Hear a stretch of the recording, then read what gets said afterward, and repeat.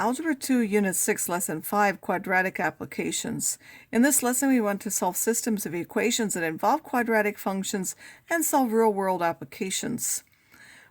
If we have one quadratic and a line, that quadratic and line can intersect in either 2 points, so there would be 2 solutions, in a single point, so there would be 1, or they might never intersect, so there would be no real solutions to that.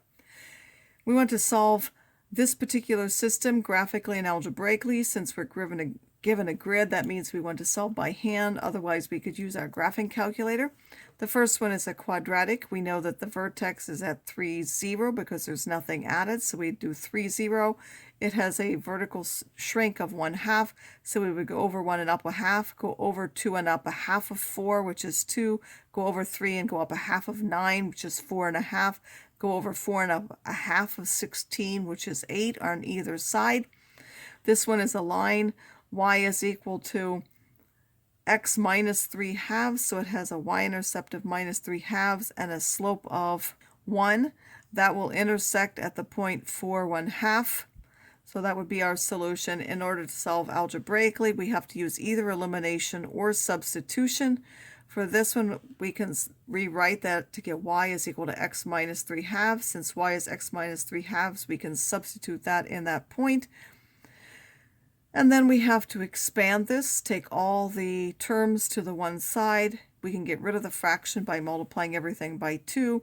And then this is a factorable equation, so we get x minus 4 quantity squared is 0, so it has 1 0 of 4.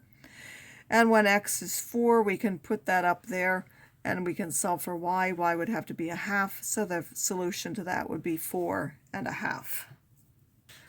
We can also use this for projectile motion. It's one of the most common applications of quadratic functions.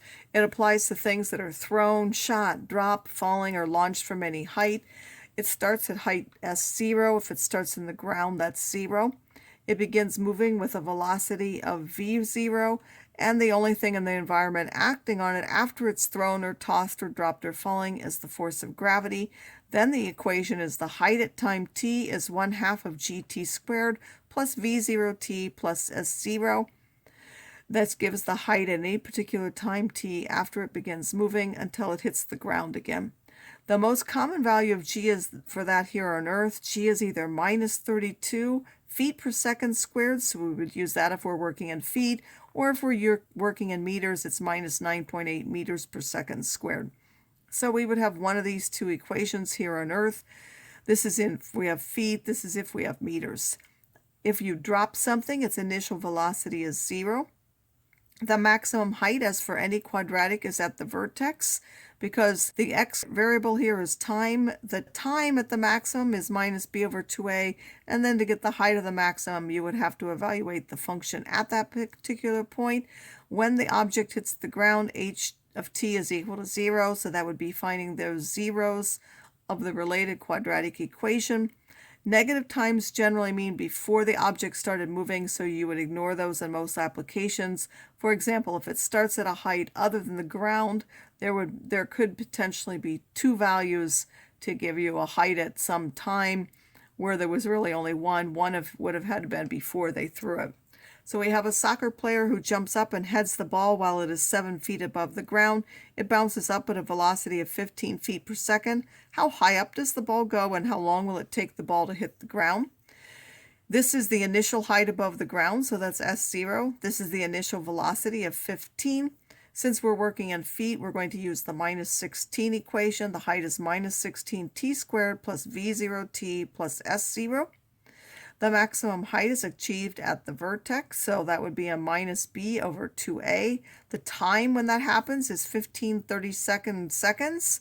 If you put that into the height equation, you will get that's about 10.5 t, so the maximum height is about 10.52 feet, achieved in less than half of a second after the player hit the ball.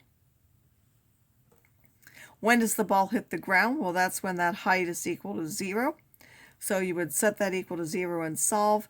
Because you can rewrite, I happen to multiply everything by a minus 1, and then I use the quadratic formula. It would give me a negative time and then a positive time. Gives me a negative time again because it started above the ground. It will take the ball 1.3 seconds to hit the ground.